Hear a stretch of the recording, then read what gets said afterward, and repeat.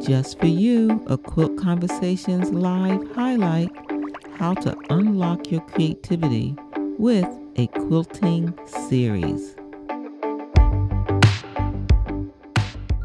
How to unlock your creativity with quilting in a series. We want to take something, it doesn't matter what it is. It could be a quilt, it could be a table runner, it could be a tote bag, anything that we want to make multiple times and use it to unlock our quilting potential. And how do you unlock your potential? And that is by trying a new tool, a new technique, practicing ones that you are starting to learn, refining those that you're doing pretty good at, but you need a little more help. It could be how to choose fabric for a quilt pattern. It could be the same quilt pattern and you're going to do a different colorway. I think Rochelle does that. If you haven't been following Rochelle, she also is someone here in our Quilt Conversations live community. She will do color studies. And she'll do colors, reds, yellows, etc., and make quilts based on those colors. That's a way for her to grow as a quilter. She's expanding her creativity by using, guess what? A theme. And that is the first part of our discussion tonight, is using a theme for your series.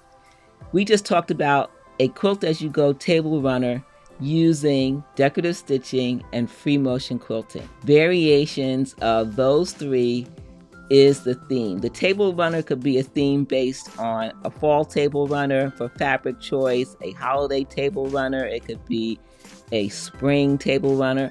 But in terms of techniques and expanding my creativity, the theme is in stitching is decorative stitches and free motion.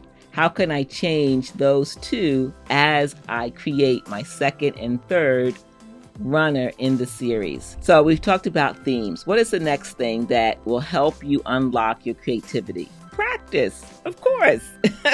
Practice, practice, practice. But we want to have purposeful practice. I just showed you an example how I was very purposeful about practicing my free motion quilting. All right, so that's important. What is else important? Experimenting. When we have a series of quilts or table runners or tote bags or zipper pouches, it gives us an opportunity to experiment, to freely experiment. When we do that with small projects especially, it's okay if we mess up, because this is our opportunity to experiment and see what happens. And if the result isn't what you like, then what do? You change it. But unless you try, you don't know what works and what doesn't work. So you want to experiment. What's the next thing we want to do when it comes to unlocking our quilting potential? The next thing is our voice. Do you have a quilting voice? When someone sees your quilt at a guild meeting, on social media, at your group sewing bee, quilting bee, do they say, oh, I know who made that. I know Marcia made that. Oh yeah, I know Eileen made that. And they will know that it's Terry's quilt because she has created a voice, a style. Now, if you think, well, I don't know if I have a voice or a style. When we work in a series, that is helping to develop our individual voice, our individual personality in our projects, because we're going to gravitate toward what we like. Here's an example. It has nothing to do with quilting, but I think it's a great example. When I first moved into my home, I needed some dining chairs. I needed a new love seat. And so I went to one store and I got some new dining chairs. I loved the upholstery on it. It was just my style. I loved it. So I went to a whole nother store to get the love seat. And I had an opportunity to pick the fabric that I wanted. I just looked at the fabric based on what I prefer. Do you know what? I picked fabric that almost looked exactly like the chairs that I picked in a previous store 2 months before. And I didn't realize it until the love seat arrived at my home. I said, wow, these look exactly the same. And that's because I know my style. We each have a style, and that can blossom when we work in a series. What else happens when we quilt in a series? We can tell stories. A t-shirt quilt is a story quilt. Would you agree? Would you agree that a t-shirt quilt is a story quilt? Let me know in the chat. Our quilt is our signature. Yes, Marcia, exactly. Our quilts have our signature all over them. Yes, yes, indeed. We can use our own voice to tell stories. A t-shirt quilt is a perfect example. If you make a t-shirt quilt for someone, it's going to tell a story about what they've done. Maybe they're a cyclist and they like to hike. Maybe they like to travel, or they're into sports and there's all the teams that they enjoy. Or maybe it's a little bit of each one. They like sports, they like to travel. All of that is in a t-shirt. Does my t-shirt tell a story? Does it say that I love to quilt, to sew? Yes. Yes, especially if they belong to one person. So that's an example of storytelling. But we can decide to tell a story in a series. Storytelling could be about our passion to garden. And we can create a series of quilts based on things that happen in a garden, your own experience in a garden, the things that you enjoy seeing with plants. And it could be floral or it could be vegetable gardening. It could be any story we want. When we do it in a series, it's going to help us expand our creativity. What else? It's an opportunity for reflection. When we work in a series, we kind of slow down. We're not in a rush. We've made one. Now we're making the second, and we are purposeful about our practice, about our learning, right? So we are going to reflect on how we can do things better or differently. Before I move on, I want to give you another example. Visual examples, I think, really help with knowing what a voice, storytelling, and reflection all can do to help us expand our potential in quilting when we quilt in a series. And the example I want to show you is this series.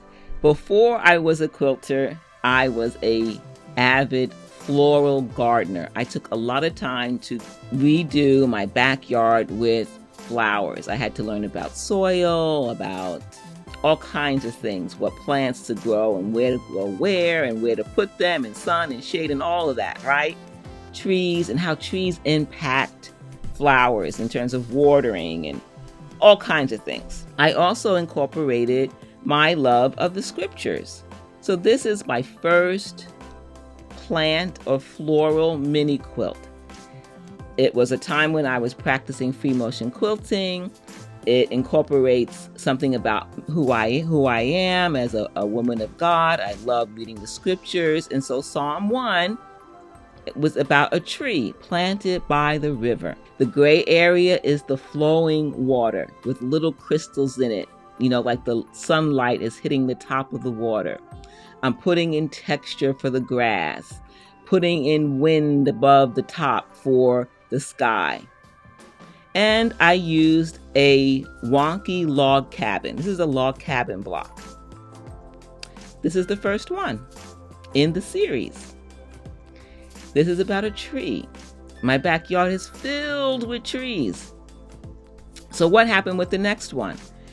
Something that I continued from one mini quilt to the next was the log cabin block. And now the garden theme. What's in the garden? So if you're doing a series in a garden, what would you make a mini quilt about? But what else in the garden would you potentially make a quilt about? Remember, we're doing a series. We're going to use a log cabin block as our background. Then we want to use some free motion quilting and other techniques. Ah, pollinators. That's a good example. I will show you the next one. A butterfly. I want to practice my free motion quilting as well as my ruler quilting to help tell a story. I'm using a variation of a log cabin block. You know how the log cabin block has a small square in the center? Instead of a small square, I made a big square in the center, but I still put strips around the square. So it's still a log cabin block, but it's a variation. This is still about my garden. I love butterflies. But this time, I want to use rulers to help tell the story. Garden of Eden. Seeds you plant. That's another good idea. I like that, Madonna. So this is what you would do in the series. You would say, what is of interest to me? Remember, it's our individual voice. So for you, Madonna, it would be a seed. For you, Marsha, it would be the Garden of Eden, a whole storyline with the Garden of Eden. You would have a tree of life. You would have the serpent. You would have different quilts to help tell that story. And while you're doing that, you are expanding your quilting potential, because what are you going to do? You're going to try different threads, different fabrics, different quilt blocks, all kinds of things that you specifically want to do, want to learn, want to improve. So for this one, I said, nope, the background has to be ruler quilting. What rulers can I use for the sun? That's why you see the circles. What rulers can I use for sun rays? Those lines are about sun rays. So that's number 2. Let's look at number 3.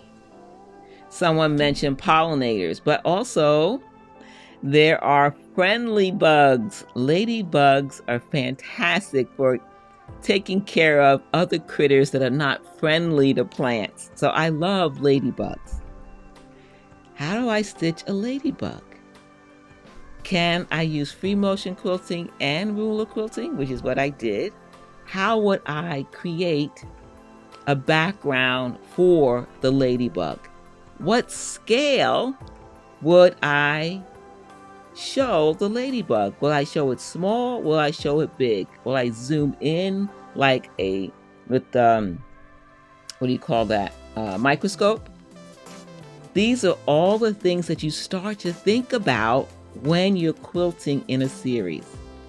This is my garden, and I did a tree, I did a butterfly, now I'm onto a ladybug. How do I want to stitch out the ladybug? I have a lot of questions. What will my log cabin? Remember, there's one reoccurring theme with the background, the log cabin. Look at all that texture. So there's a combination. Then I decided to explore in this particular one, free motion quilting. So I had to stop. After I did the ladybug and did the other things around it, I wanted to stitch some of the flowers in the garden. So I took a separate quilt sandwich and I started stitching out leaves and flowers to see how could I stitch them. What would it look like? And of course, you know I practiced with paper and pen first, right? I practiced on paper, tried it out, then I did a test run in this small mini quilt sandwich with different types of flowers and leaves. How would it look stitched? So I practiced that. And then here's a close-up of one of the flowers that ended up in the ladybug quilt. Does this look familiar to my alphabet design students? Okay, so was that a good example of how I used my voice in storytelling and the reflection I did from one quilt to the next in the series? This will grow you as a quilter exponentially. Perhaps a garden is not your thing. Maybe you like to make quilts, not art quilts, but you prefer to make bed quilts, lap quilts. You can still do the same thing, but do it in a different way. Take one quilt pattern, especially if you're doing charity quilts. Like a guild here in my area, they make quilts for the hospital for the babies that are in the intensive care unit, neonatal intensive care. They have to be a certain size. It's not too big. That's an opportunity to expand your creativity. There are actually 9 different things I want to share with you tonight in terms of unlocking your potential with quilting and how to do that in a series. So the next one, at the very top, it just changed. Motivation. We all need motivation. Sometimes it's a deadline. We have to make that baby quilt for the baby dedication, or we have to make a quilt for someone because we want to have them warm when they're going through chemotherapy, and we have a deadline, or it's a graduation gift. That will motivate us to get it done, right? Sometimes we're not motivated to practice different techniques like free motion quilting or decorative stitching, or learning how to combine thread and needles and different thread types for different creative expressions. We need to be motivated. When we quilt in a series, it provides focused motivation. We're focused on the series, so we are motivated in that series. Yes, thank you, Terry. I appreciate that. This is a result of, practice, practice, practice, my willingness to experiment and try different things. And I know that I can't commit to always a very large quilt. So you see a lot of smaller projects, right? But they have helped me so that when I get to the big project, I have already practiced the technique. I have a storehouse of things that I've tried that I know that work and things that don't work. And I want you to have the same. Variations. How many of you have noticed that when I share a new ruler class or some project, I always have variations? I do that for you as much as I do it for myself. I want to encourage you to know that we can do more than one thing with a ruler.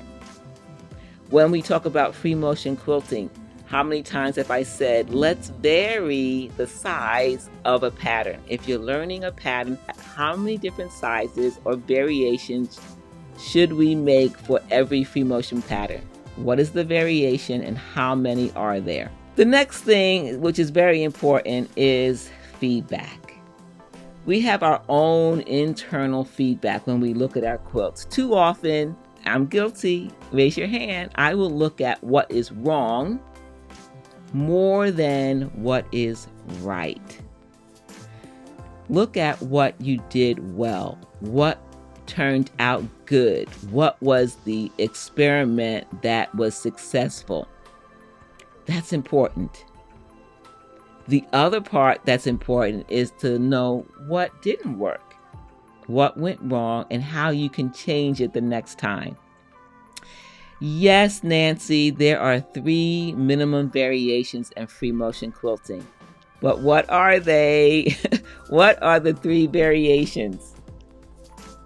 When we work in a series, a quilting series, we will unlock our quilting potential. Yes, Lori, small, medium, and large. When we practice a free motion quilting design, we want 3 variations. Small enough that it can go around an applique quilt block. We want medium, enough that it can go over comfortably on an entire quilt block or an entire quilt. Then we want large, so it could be our edge-to-edge quilting pattern. 3 different sizes, 3 different variations of the same thing. When we practice that with every design, we will improve. We will have not only improved, but we'll have more options. So if you are learning a design today, let us know in the chat what design you're learning, whatever it is. Free motion quilting, machine quilting design. Let's commit to learning it in 3 different sizes: small, medium, and large.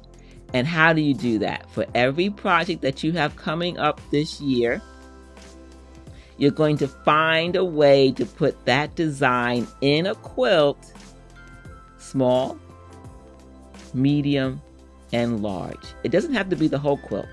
It could be an area of the quilt. It could be the background of a quilt, right? It could be the sashing or border of a quilt.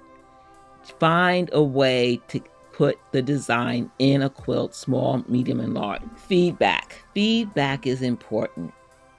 Not only our own feedback, but feedback from others. If you are in a community of quilters, locally, online, share your projects. Get feedback. Share your success. If you are in any of my online classes and you have not shared a photo lately with me, I would love for you to share anything that you have quilted in the last 6 months. Share it. Let me see what you're up to. Do you want feedback? Do you want to be encouraged? I know that when I share my work and I hear good feedback to help me change something, to do something different, to try something else, I'm encouraged. When people say, "Oh, I really like that," I'm like, "Oh, wow, thank you. Why do you like it?"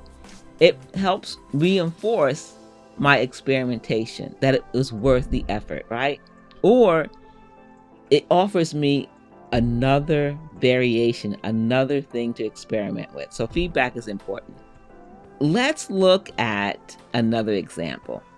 Remember, I talked about how often when I teach, I share variations. I share multiples, right? And the multiples help me as I teach different techniques or patterns, but multiples also help you to see how much you can get out of a tool. So here's an example. I'm teaching at the Pennsylvania National Quilt Extravaganza.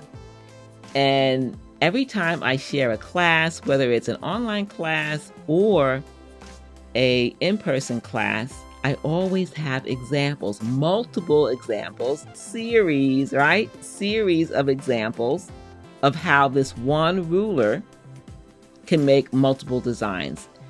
And so this is how I teach now, because I want to encourage ladies to unlock their potential. And unlocking your potential is experimenting with one technique in multiple ways. This is one template. This is called Connect the Dots. That's the name of the class. I show you how to use this one template. In every template, when I start to experiment to figure out what I'm going to teach you, I always think about how I can use it in blocks, in borders, and in sashing and edge to edge.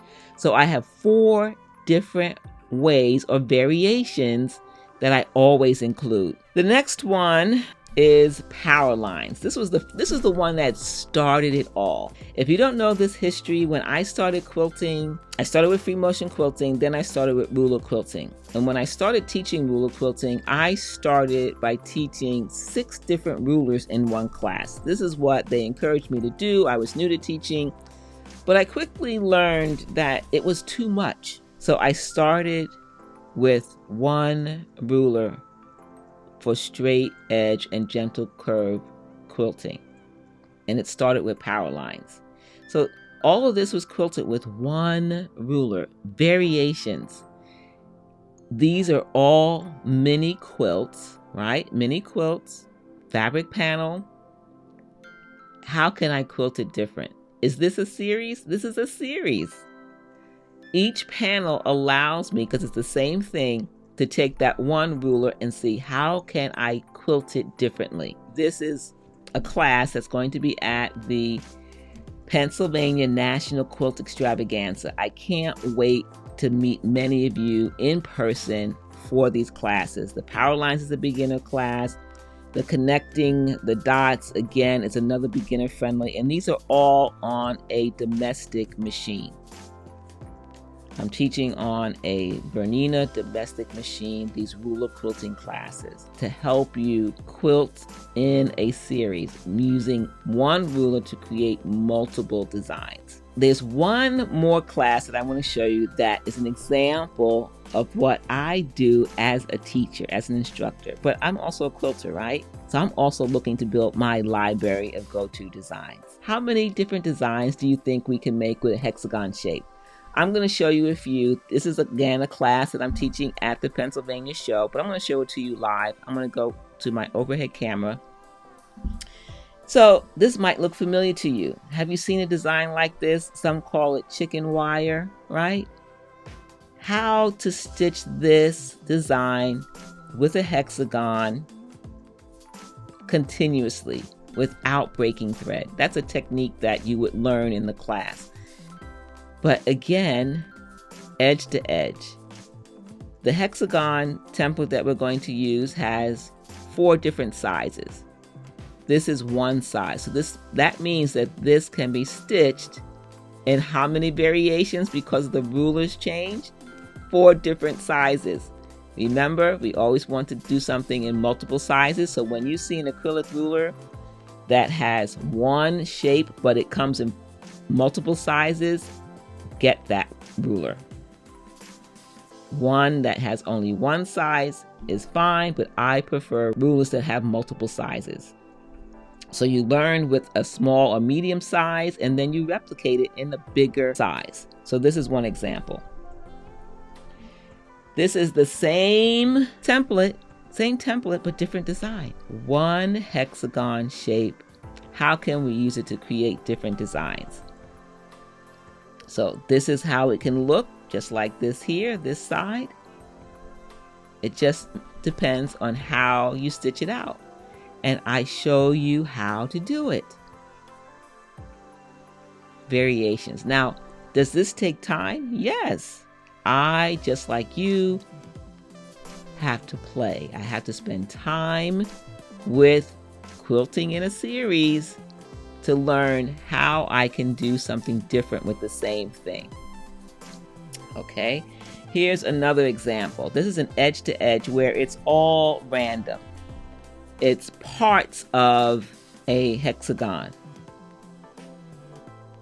but it's random. It's an edge to edge. Remember I said not only getting a template with different sizes, but also we want to be able to stitch edge to edge designs, border designs, sashing designs, right? Block-based designs with one template. And so here's an example of what we can do in a border. Again, the same template. But did this just happen by itself? Or did I spend time, which is what I'm encouraging you to do, is to spend time learning a technique, learning a ruler, and learning how many different ways you can stitch something. Border, sashing, edge to edge. Can I add free motion quilting to this? I certainly can. Here, this is open, right? And then I think this is really fun. If you know chemistry, do you know what this says in chemistry? This is what happens when we quilt in a series. We begin to reflect and ask more questions. We begin to think about what else can I do in this series. This says something in chemistry. I want to know if you know what that means. It's from here up. Okay? So, have you thought about how you're going to unlock your quilting potential by using my suggestion to quilt in a series? To take something like the Lydia tote, which is the course of the month, and quilt it different ways. To make the tote twice and gift it as friends, but to friends, but use it as an opportunity for unlocking your potential. Or you're going to make a series of baby quilts that you're going to give away, but use it as a way to practice choosing different panto designs. Are you going to make mug rugs that you're going to gift to your quilting besties, but you're going to hand stitch so that you can learn? You're going to make at least 3 for your series, and each one you're going to try something different. You can unlock your potential. Each time you go to the next one in the series, you should be thinking about what you're going to do differently, how you're going to add a new technique, how you're going to practice a technique.